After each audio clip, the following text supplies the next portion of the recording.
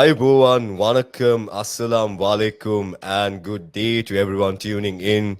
This is Politics 2.0, a SAR political reveal where we talk about what's going down in Sri Lankan politics, where we voice the people's opinion. Today, joining with us, we've got Member of Parliament Mano Ganeshan.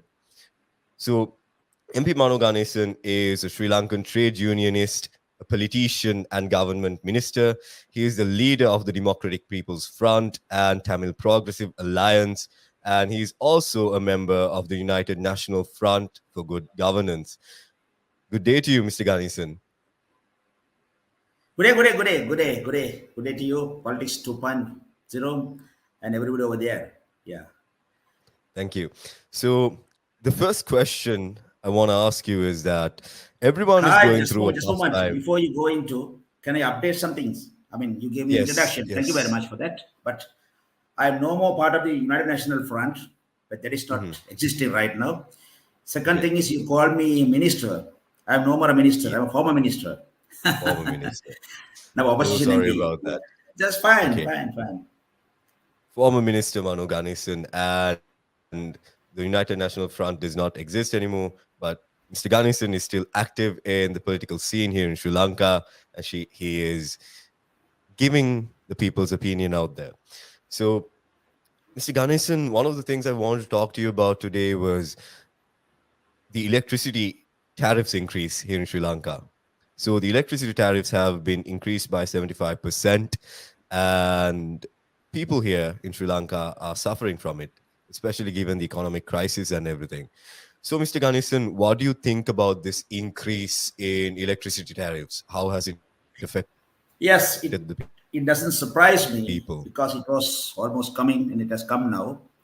And of course, as political parties and people's representatives, on Monday, 29th, we have a whole day motion at the parliament. We have called for it. We'll discuss about it. We will air our views taken it from the people. And then again, it's terrible, but this is not just a new thing which has come into the list of difficulties. They already we are in difficulties, unprecedented difficulties, never in the history of Sri Lanka. I mean, no food, no medicine, no fuel, no electricity, and now no electricity prices have gone up. One way it is uh, there are commodities are not available. Other way it is even but it's available are expensive. There's a crisis we face today. So, Yeah.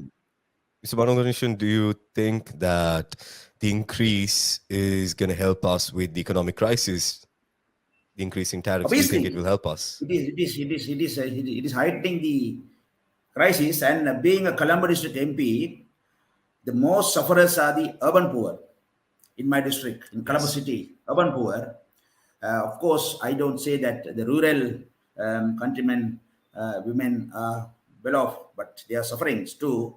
But yet, you know what is the situation in Colombo city, the urban poor. Uh, they are affected very much. Yeah. So, being a man of the people, Mr. Ganesan, and you said that the urban poor is affected a lot by the increase in the electricity tariffs. Is there any way that the government could implement some sort of sanction or something where we categorize these people who are living below the poverty line and give them some sort of, I don't know, aid, maybe? Yes, Watan. Exactly. That is what we are right to. We are decided to request the government on Monday. Then coupling with this electricity price hike, the kerosene price has gone up. You see, Yes, it if has. those that is also something connected to this electricity issue, lighting issue. Mostly the kerosene is needed by the fishermen, fisher folk, the plantation workers, and the urban poor who do not have the electrification connections in their households use kerosene, nothing else. So these are all interconnected, like chain connections. So for the kerosene, right now, I have had a communication with the subject minister, Kanchan Vijayasekara, by tweet, and he said that there would be cash transfers, subsidies to the poorest of the poor to face this rise hike of the kerosene. So same formula should be applied for this electricity also. Those who use less than 100 units, the poor, or we can identify a number of units. Those would be most lowest level users. So those users should be subsidized by cash transfer, or unit price should be lowered. I don't know. We have all suggestions. Let's see. Yeah. So, Mr. Ganesan, when it comes to giving these cash subsidiaries, is there a way that you all will be judging these people? Is there a margin for you to categorize them? Is there a process? If so, can you share it with us? Yeah, there you are. Because right now those categorizations are not done reasonably, fairly. I can't say. There are people who go without subsidies who should have got, but those sometimes people who are already well off also get this due to political influences, political reasons. That happens in this country. That happens in all the countries. But our neighbor India is comparatively doing a better job. The government of India, with they have Aadhaar card. That is, Aadhaar card is something similar to our national identity card. Informations with informations they transfer. Mr. Ganesan, you sort of lagged a bit. You talked about Aadhaar card and then you lagged a bit. There was a small network issue. Can you Yeah, please okay, repeat yeah. what you said? This is part of the crisis. Huh? It is. Network has been low since the crisis Yeah, started. yeah, yeah. Okay, I'll come back. Aadhaar card is something practiced in India, our neighbor. There are the about 130 crores or 40 crores people living. They have identified the poorest of the poor, the marginalized people, the vulnerable people, and the other card is something similar to the NIC card, National Identity Card issued in Sri Okay. Lanka, but Aadhaar card has more information.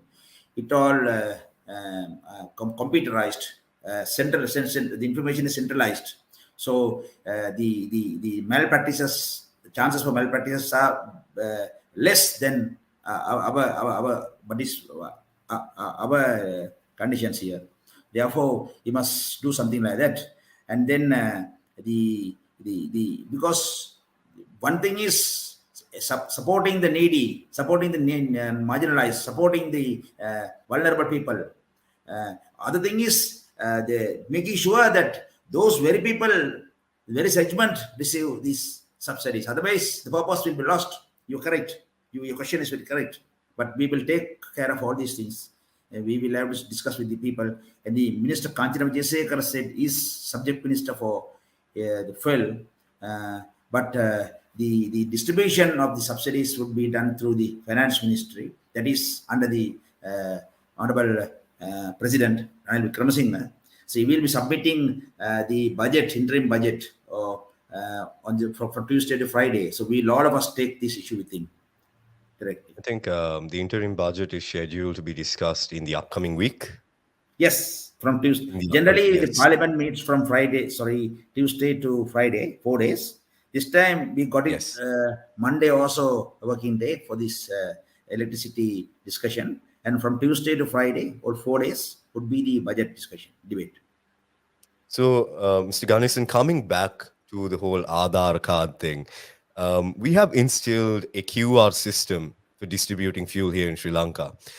Do you think it's effective? Do you think there is corruption there? Because we've heard stories of people malpracticing the QR system and getting more fuel than the other person. We have heard stories like that, and we've also seen an incident where a person was shot in the fuel queue whilst waiting for fuel. Um, do you think this newly implemented QR system is effective? Yes, you're correct. But now, may I ask you something? Is there any 100% foolproof, the best system available in the world? No system is totally foolproof, but we'll have to keep on trying, keep on making, keep Yes, on developing. everything has So pros and yes, cons. yes. But right now the Um, QR system has done uh, uh, helped us to reduce queues of wasting times, because sometime before the Sri Lankans were most of their time were wasted at the queues standing in front of petrol sheds. Other, so now it has reduced that. But obviously there will be malpractices. Obviously, we'll have to see to it, and correct it. Let me be pragmatic. Let me be reasonable. So we can put all the Yes. blames on the government and say government is to be blamed, but as a responsible But politician of the opposition, I don't want to mince words. When it is right, I say right. When it is bad, I say bad. This I think that is how politics should be. When someone is doing a right thing, we should support them. And if someone is doing something wrong, we should be strong enough, yeah, courageous enough to call them out on it. obviously we do. Thank you, we do.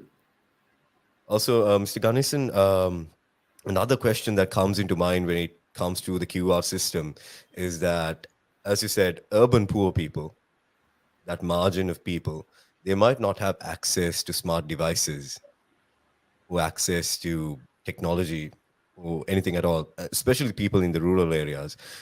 So for them, they say that the QR system doesn't really work for them. Do we have something that we can give them? Is there something that we can do for them? Yes, yes, it's a nice question, but suddenly I can't think of any alternative system. But we'll have to think about it. It's correct. But comparatively, as I don't have the numbers, but generally I say Sri Lankan usage of mobile phones, and with have these smartphones, very low priced smartphones are available everywhere, and most of people are using such phones, and every family member use. But those who do not have such phones or such technology, so the duty of the parliamentarians as well as the government to see that they are supported some way. That's good. That's good point. In fact, I'll make a note of it. Make a note of it, because that's a point I should raise in the parliament. Thank you.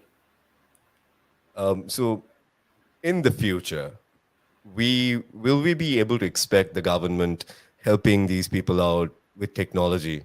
Because as a nation, we need to move forward, right? And to move forward, we need to utilize technology. I have the privilege of utilizing my smartphone. Most of us who are living in the middle class has that opportunity. And if the government is able to provide for those who are less fortunate, I think that would be a really good thing moving forward as a nation. Yeah. This era of technology, and it's correct, because sometime before we were talking about free Wi-Fi facility offered to people, but it didn't come right. It didn't come right practically. But the suggestion was there. It is a policy, uh, because the whole country should be made Wi-Fi wired, and Wi-Fi network should be, and also that should be available either free of charge or at a lowest price. That should be that. Then, because when the communication through telephones are supported or developed, that in turn that will reduce people traveling to place, because if I wanted to reach you sometime before, it was only I need either you come to my place, I come to your place. But now we have the phones, but the phones also cheap priced.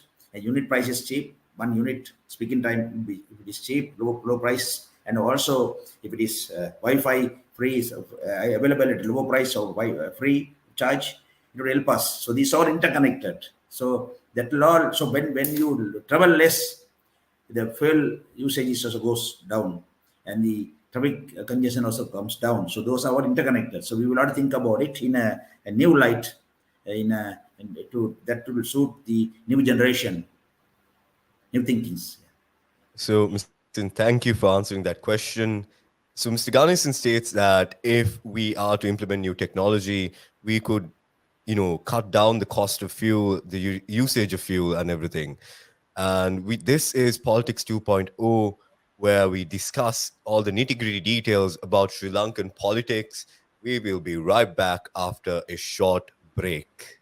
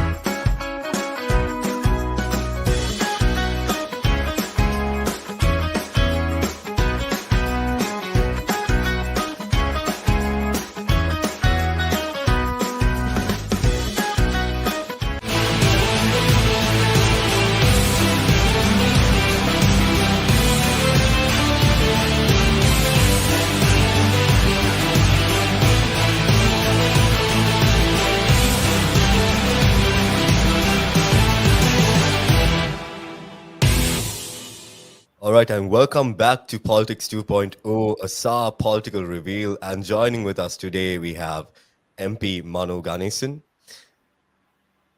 Hello, sir. Welcome back to the Yes, I'm show here. again. I'm here. Yeah. Um, and in the previous question, you stated that if we implement new technology moving forward, if we can give inclusivity to everyone here in Sri Lanka, all categorical people of different economical origins and everything, that we can move forward as a nation. Now, circling back to economics, Mr. Mano Ganeshan, what do you think about the currently ongoing economic crisis? Where did it, how did it start? What happened? Yeah, all of us are aware of it. I mean, it is common knowledge. Uh, Now we have 52 billion, AB billion um, debt hanging over heads. You, yours, and mine, all of us. And then we need at least 500 million US dollars. I'm talking about US dollars, everything. US dollars a month to buy our food, medicine, and fuel. And exports would, which already almost generally bring the foreign forex are down now because of the fuel situation, another situation. And mostly exporters, we note that is already in the media, are trying to park their income outside Sri Lanka. That is a crime, but that's happening. We see it's happening because since we have forex crisis in Sri Lanka, foreign exchange crisis, therefore the exporters who supposed to bring the payments into Sri Lanka are not bringing the whole payment, parking outside Sri Lanka. That's it. And then the for the exports need raw materials like, for example, the garment industry need most of the raw material coming out from outside Sri Lanka. We have to pay and get. So we don't have the foreign US dollars or foreign exchange. It is difficult just to get them here. And then even the other biggest export commodity is tea. Tea you need for fertilizer. Without fertilizer, now tea production has gone down. Tea prices have gone up, but production has gone down very much. It affects the economy as well as the plantation workers, poor workers who are already poorest of the poor. So these are all interconnected. So right now the IMF is in IMT is in town, but IMF tells us to go and talk to our creditors, bilateral and multilateral creditors, and rearrange the debt so that the rearrangement is we will rearrange the period of payment and amount of payment. If we have if $1,000 to pay, we say we'll pay $100 every month, or every 3 months or 6 months or something So, like like that. an That's installment arrangement. scheme. But I think I was expecting IMF itself would take the responsibility of talking to the Sri Lankan bilateral and multilateral creditors because it looks like the IMF has just handed over the responsibility to our government. But our government is already in trouble. We are in trouble. The whole country is in trouble. So IMF is not just an entity. So there are members like, yeah, USA is has 15% share in that. China has 6%, and India has less than that. But all the nations put together and established IMF. And uh, right now, only it is India which is helping us. It has helped us at least 4 billion US dollars, but it is Indian taxpayers' money. I don't think how long India can afford to help us because Sri Lanka is independent nation. It is not a Indian state. So India purports to be a friend in need, so helping us, but we can't take advantage of it always. So we need a consortium of nations, like starting from India, USA, Europe, Japan, our traditional partners always in resistance. Australia, others, one side, but in one camp, and also China, another camp. So the consortium of nations could come together and help us. So government of Sri Lanka should be able to convince our traditional friends as well as IMF. I pray We will from the opposition will support. Already our Samagi Janabali, yes, we have Samagi Janabali Alliance, our parties in the alliance, our frontliners for economic affairs, Dr. Arshad Isidro, my good friend, Kabir Azim and Naran Vikramaratne, and we have been given responsibilities. They are in discussion with us also inside Samagi Janabali. So they are, you would have seen in media today and these days also. We are not doing party politics, but we are assisting the government to come over it. And this is happening right now. So, Mr. Ganesan, circling back to what you said about the IMF, um, so the IMF did not directly contact our unilateral and bilateral contributors. Is that so? Yes, they are reluctant. They are Um, telling us, so as per in a yesterday's way, news. Mr. Ganesan, do you think that the IMF could have done a different job? Maybe contacted the creditors themselves for us because we are in deep trouble, as you said. Yes, IMF may generally they may not do that. They may not do that. But even the current conditions in Sri Lanka, we will have to think new ways, new avenues, new methodologies. So we may request because IMF has not come from sun and the moon. They are here. The same countries which have lended us money or given our own creditors are part of the IMF already. So I think President has to yesterday, 2 days before, has also requested China, which is not part of this Western camp or democratic camp, to resettle or rearrange our debt to Chinese government. So, but China is reluctant to do that because China has made such assistance or large sums of money to many countries in Asia and Africa. So if they do that to Sri Lanka, that will be precedent to the other countries also. That is the fear. But I think recently they got that they rearranged their credit with Zambia, I believe so. So Chinese would also come to help us by rearranging it.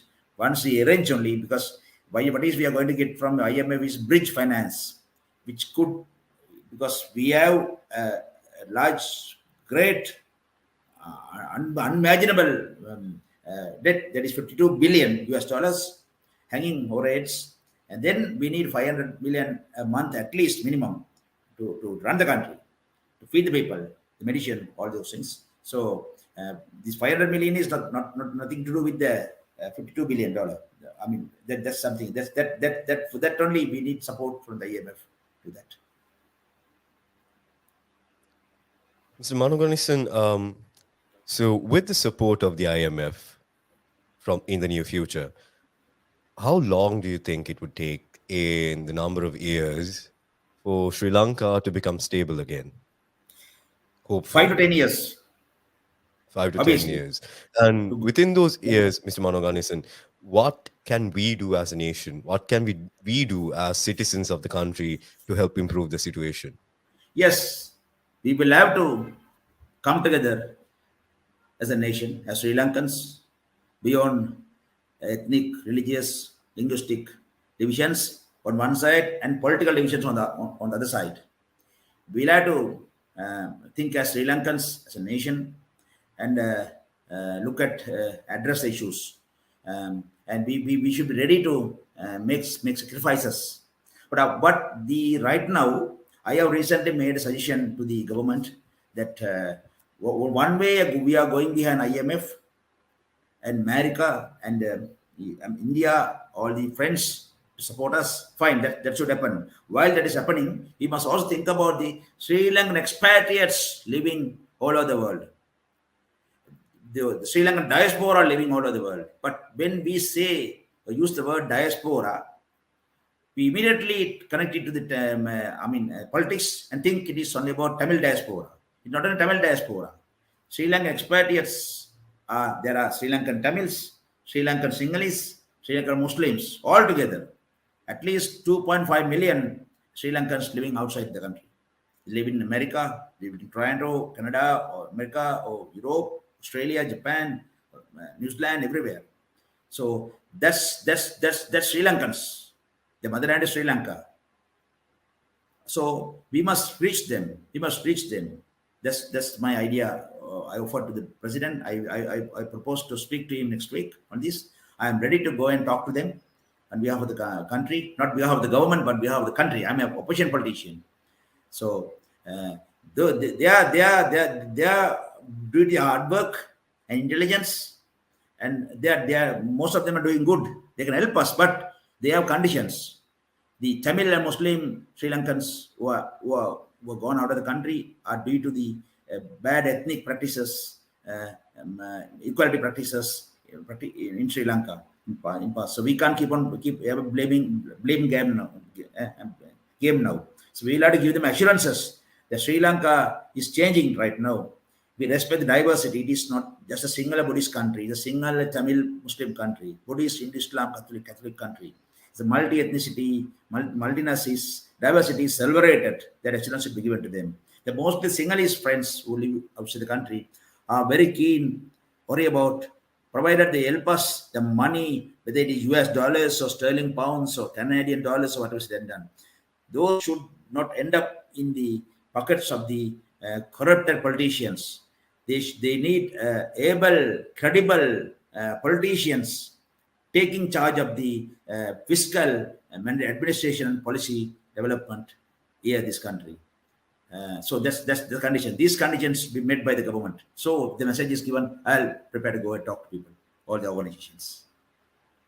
So, Mr. Ganesan, you're prepared to go to foreign countries, talk to Sri Lankans who are residing there, and convince them to help us out during this economic crisis.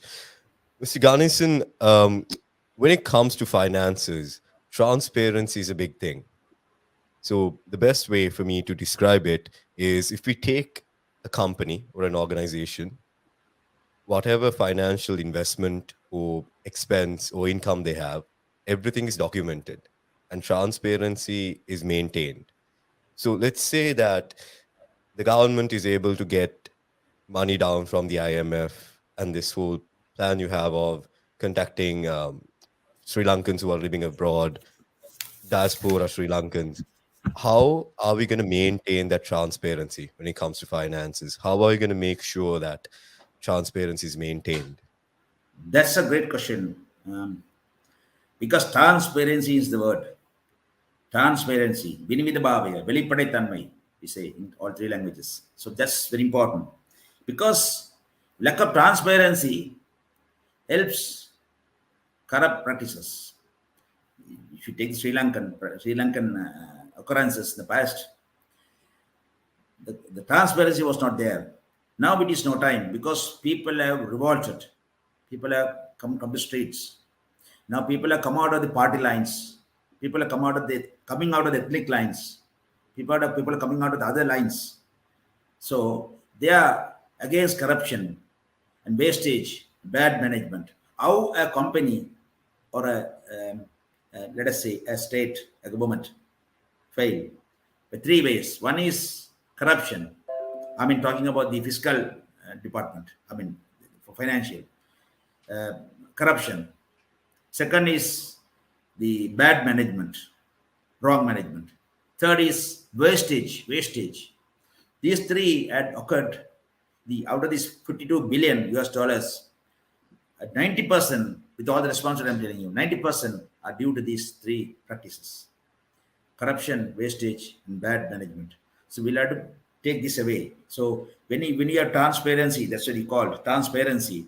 People can see, the lenders can see, the donors can see, the creditors can see, the people can see, the voters can see, to be able to see, watch, read, monitor what's really happening in Sri Lanka.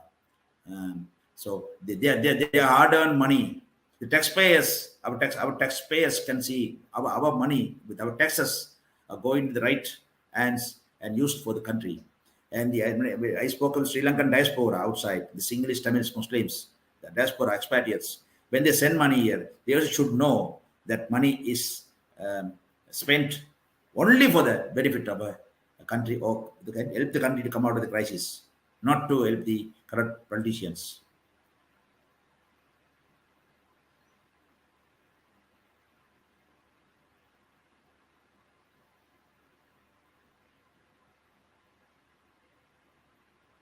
You hear me? Mr. Ganesan, Yeah. there seems to be some sort of network. Okay, issue. Okay, circling back to what you said. You said that there You should be heard transparency. There should you heard be me all what I said. Vinivida in Sinhala and in Tamil Yeah, as well. yeah. வெளிப்படைத்தன்மை. Yes. How exactly, sir? Yes, how exactly are we going to implement that? Because the people question this, sir. The people question this, Yeah, Mr. Ganesan. Because in previous governments as well, we have seen and heard and witnessed them talking about they've arranged this and that, they've arranged this fund, that fund, but we don't know where this money was invested in. And that is one of the main reasons why there was this recent political uprising here in Sri Lanka with the yeah, Anagale movement as well. yeah. So, what is the plan? What is the exact plan? Because you said that there should be transparency, but I did not receive a plan, a complete plan. Yeah. Should there be audits? Should there be financial reports during parliamentary sessions? What should we do? Now, beyond the parliament, there is public finance committee chaired by Arsha, my good friend, and COPE and COPA also supposed to be chaired by opposition politicians Iran Vikramaratne and Kabir Asim. Again, my good friends, of our colleagues, my colleagues, fine. But that itself will not help us because let us go beyond that. Now, Mr. Vikram Singh, the President Vikram Singh, has invited us to join him in the national government, a national council, national process. You know that. But we went and met him. We went and met him as Samagijana Balabegi Alliance in a team led by Sajid Premadasa, opposition leader. And again, as Tamil Progressive Alliance, my party team, I separated him and met him. But every time we see President tells us to join the national process. National process is not just only national government. There's a national council where party leaders assemble.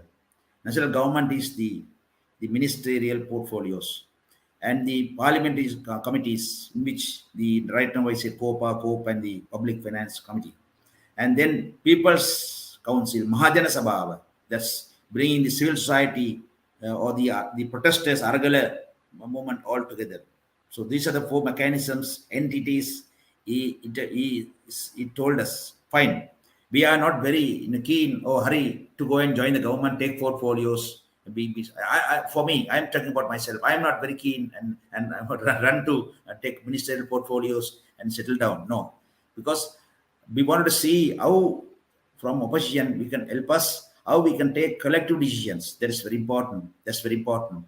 So therefore, this you answered your question. The how the Vinimita Bhavaya transparency could occur is that there should be president should see before inviting us to join the government should not appoint the blacklisted or corrupted or accused MPs into his cabinet.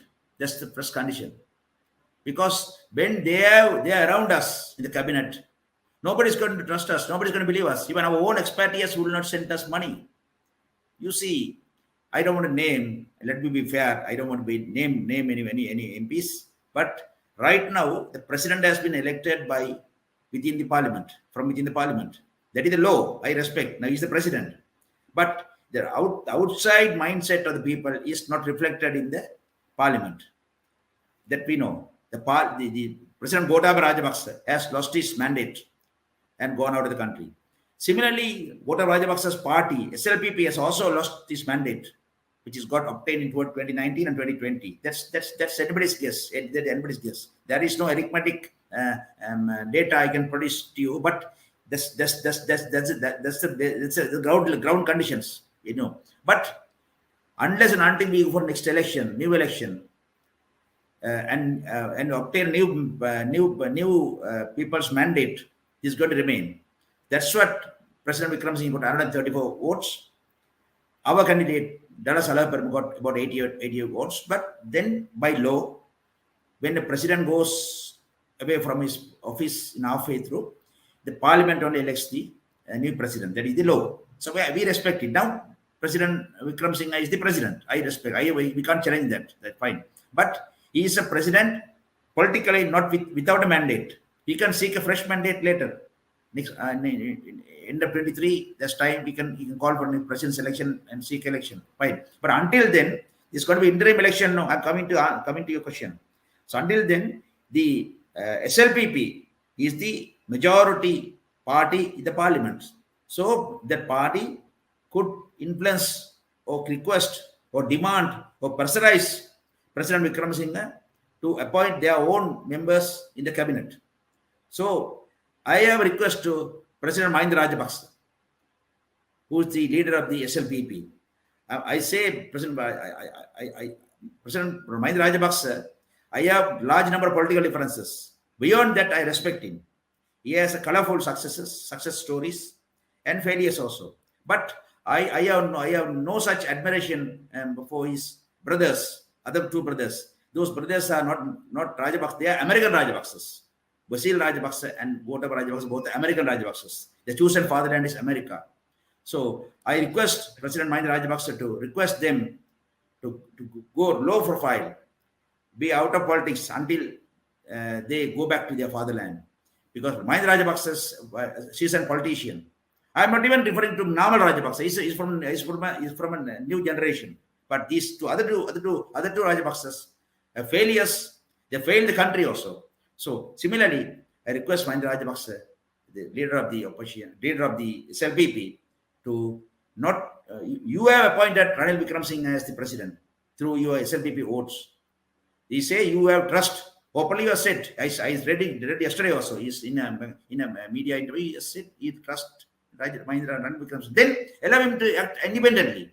Why are pressurizing so that those blacklisted former ministers of your government are seeking again portfolios and appointed as ministers? When they are appointed as ministers, not only Sri Lankan expatriates, but also IMF, World Bank, the consortium of nations, democratic world will ignore Sri Lanka. We will fall into more and more trouble. And our people have suffered a lot. Enough is enough, Mr. Rajapaksa, Mr. Mahinda Rajapaksa. Please see that if four ministers wanted to come back, let them face the elections, go call for a new election, face people and get fresh mandate and come back. No issue. People again elect them. We can't say anything. These are the people. Because we respect law. I am a person who respects law, a person who struggles for rule of law. So rule of law should be there. I respect the constitution. Nothing can happen outside the constitution. The constitution is wrong. Let us amend the constitution. We amended the constitution 20 times. It amend again. We can law is bad. We amend the law. Bring new laws. But everything should happen within the law. Let them come back again. This is my request to President Mahinda Rajapaksa, the leader of the SLPP, through 20.0 broadcast. Okay.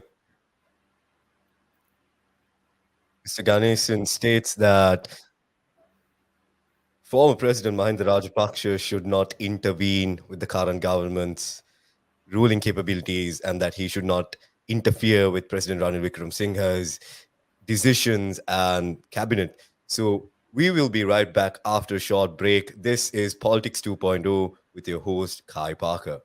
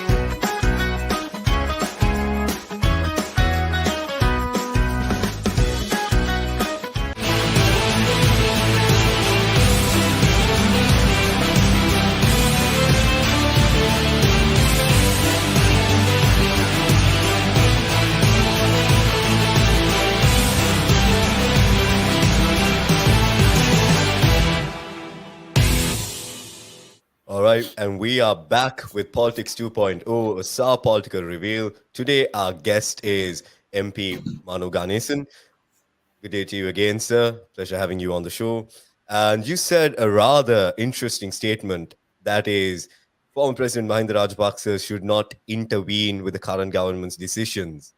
I think that is something truly interesting, and I think that is also majority of the people's opinion as well. Along Yeah, with that that's being said, along with that being said, what do you think about media freedom here in Sri Lanka? Because media we freedom is. witnessed during the Alagore protest that officers had beaten down journalists and reporters. What do you think about media freedom here? Yeah, media freedom is there. We can't say it is not there. It is there. Media freedom is practiced by our able media personnel. The new generation has taken to media very much, and the traditional medias, and the electronic or print or otherwise, been overtaken by social media very much. So when you have a mobile phone, mobile apparatus in your hand, you yourself are media person. This your own media. This is my media. I have my Facebook. I have my Twitter account. I have my other social media accounts. So therefore, I am a media person. So I control my own media. So, but generally, when it is traditional media or social media, one is like the one side of the coin is the media freedom, freedom, freedom, freedom. Other side is responsibility. The media also need to act with responsibility. Media cannot just because to get some points or some likes or some ratings. Media cannot act with irresponsibly, because in 2019 election we saw some media houses acting very irresponsibly. We saw that. We saw some. There was some only one incident I can point it to you. They say there was a kind of, I mean, northeast of Colombo city, my electorate, Gamba district. There is Kalaniya. There's a temple. So one media came up with the story of that a temple priest in the midnight going behind the temple, and that is the Kaliganga was running. Kaliganga divided into two. There was a noise, big dome noise, and a snake Nagaraja came out of it, and Nagaraja. And then there was some asari, some voice came up from the sky saying that your new king is coming. Uh, safeguard the king. It was That nothing is but all political dogma. insult intelligence. MP So media Ganesan. played a What role I'm in that. talking about is, so recently, when it comes to the Aragale movement and the unrest that happened recently here in Colombo, we Yeah, witnessed two journalists getting beaten up by yeah. police officers. What do you have to say about that? How is That is that very media bad. freedom? Because they were That just is doing very their job bad. there. They can't do that. They can't do. I am always for media freedom, and I fought for. I stood up with media freedom in moments always there. So it is very bad. You can't do that. But I respect those media personnel, the young men and women mostly, who dare who go into the struggle field and within the rebellion field and report the facts to the people, facts to the nation. That's my salute to them, because that's what. But at the same time, they have been beating them or mishandling their apparatuses or snatching their cameras and equipments are also bad. We have seen all those things. So these things are not acceptable to us. We will not condone this. We'll condone this. We've also witnessed certain MPs mishandling and basically misbehaving during parliament as well, and it has been quite a joke to people as well. We've seen people throwing chairs, we've seen people taking the parliamentary scepter and going around everywhere. Yes, What do you think about politicians behaving like this? yes, Because it's too bad. It's too these bad are the because people that are representing our yes, nation. yes. But I request you, Mr. Parker, don't put all in one basket. And you're speaking to a politician who has never used filth in parliament, never misbehaved in parliament, and also responsibly speaking in all three languages as a Sri Lankan in the parliament, and always stand up and say no to wrong, yes to right thing, whether it comes from this side or that side. And so that's it. Never use racism, communalism to score a point.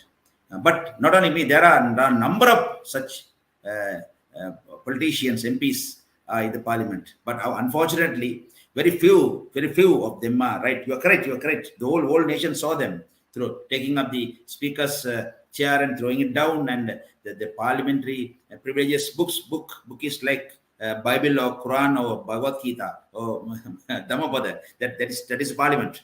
So that throwing that book down and bringing chili powder to the parliament and throwing it off. And also, I saw one junior minister went near police officers. The police officers is a parliament as a special division, parliamentary division police officers. So those police officers, well trained officers, they were at that time protecting the speaker, the guardian of the parliament. So this junior minister went near a police officer, young innocent police officer, who slapped him, slapped his face. I saw into my eyes. We were seated helplessly. So these are all, disgraceful to democracy, disgraceful to parliament. So I am one way, I'm ashamed to be part of this parliament. But we need to protect the parliament. We need to clear the parliament. The message to the people is, when you vote, when you go to the polling booth, um, beyond the party you're going to support, beyond the symbol you're going to support, beyond the ethnicity or other of the candidates of you're going to support, see the person is a right person, is honest, dedicated, and with a vision, and brave person who stand for you, at least you speak two languages in this country. Oh, so those are the qualities you need to develop. So because when I say, no, we can't put all the blame on the MPs also, whether it's MPs or provincial council members or otherwise. All are elected, Mr. Parker. All are elected. All are elected. So it's a coin. One side is the elected, other side is the electors. The electors only vote and elect them.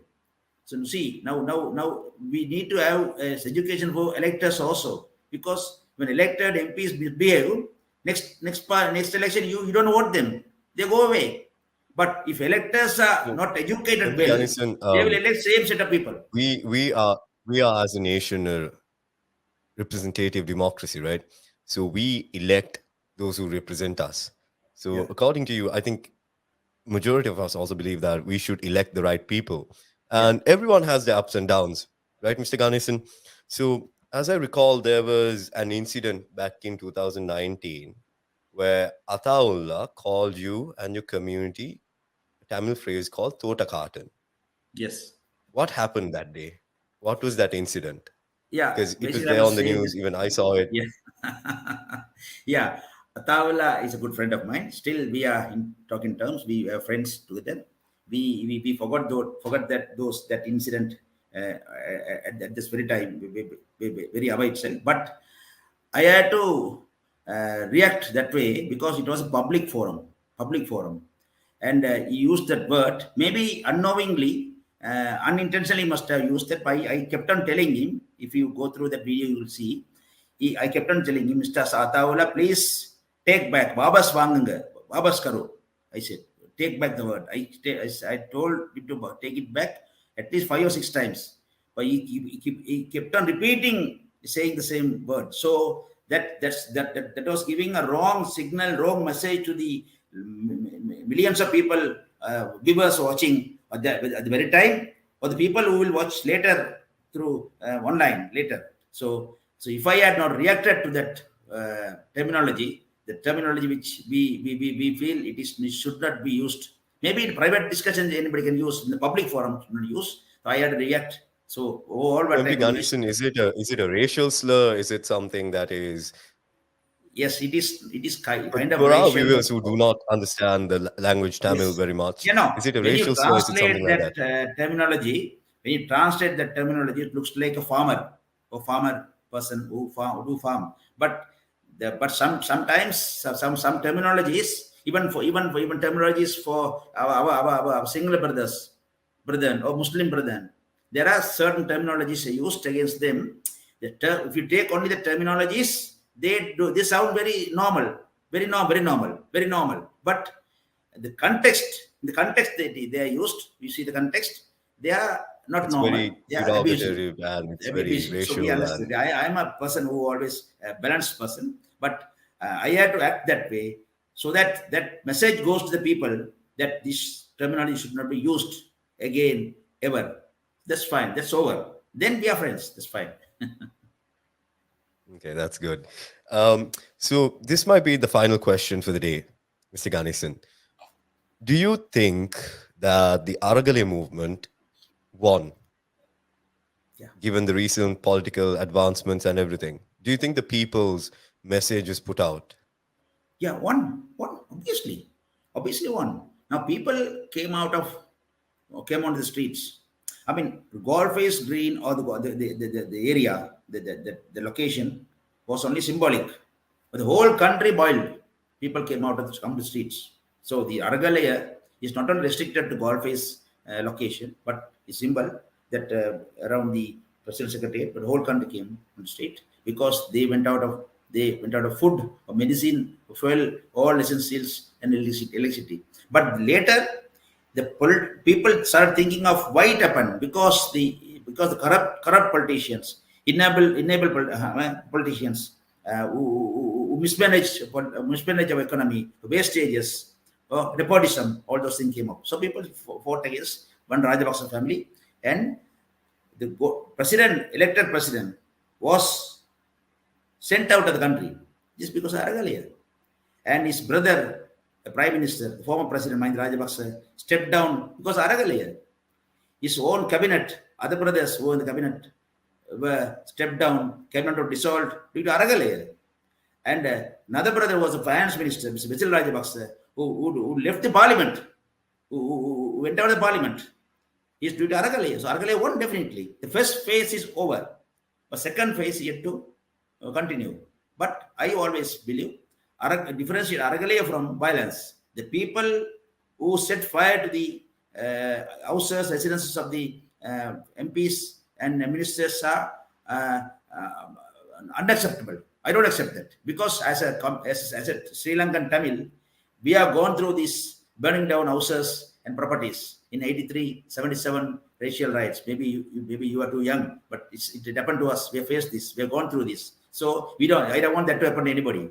We have political differences, but doesn't mean that we'll have to burn down houses and offices. Mr. Ganesan, what do you think about the Prevention of Terrorism Act that's going on currently in Sri Lanka? There has been a lot of controversy Okay, behind it. International bodies are claiming it to be barbaric, even. What do you think about it?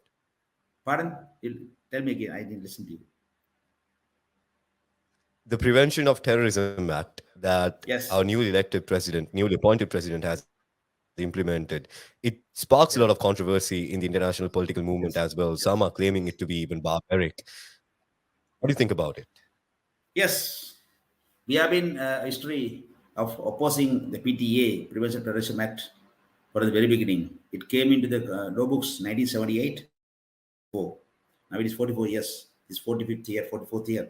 So right now, the government of Sri Lanka had given a promise to UNHRC that they would bring a moratorium the use of PTA until acceptable new law piece of law comes in books. New law should be spoken with, discussed with, and brought in because a country needs a kind of a law. I understand and legislation, but it can't be so much draconian issues, and using it for political purposes is unacceptable. That is there. So we all oppose. We tell the government So, to repeal this. given recent incidents where people got arrested under the Prevention of Terrorism Act, do you think it was unjust? Do you think the judiciary could have been more justifiable or more lenient when it came to ruling out these acts? Yes, when there's an act, and as per the act, the evidences are produced, which are just charge sheet is produced by the police to the judiciary.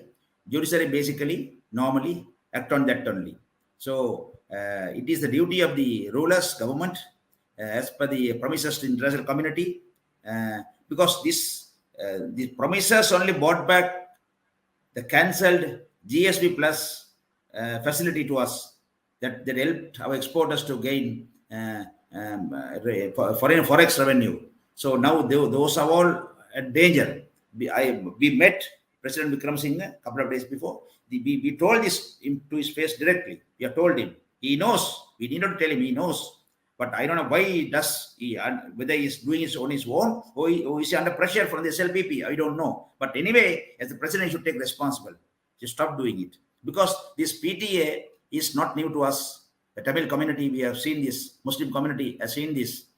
Our people have suffered very much. This now it has come to Colombo. Yesterday we had a discussion at Sri Lanka Foundation Institute, where the trade unions and social organizations invited us also, or the political party leaders, to condemn the government for this unprecedented selective acts, usage of PTA.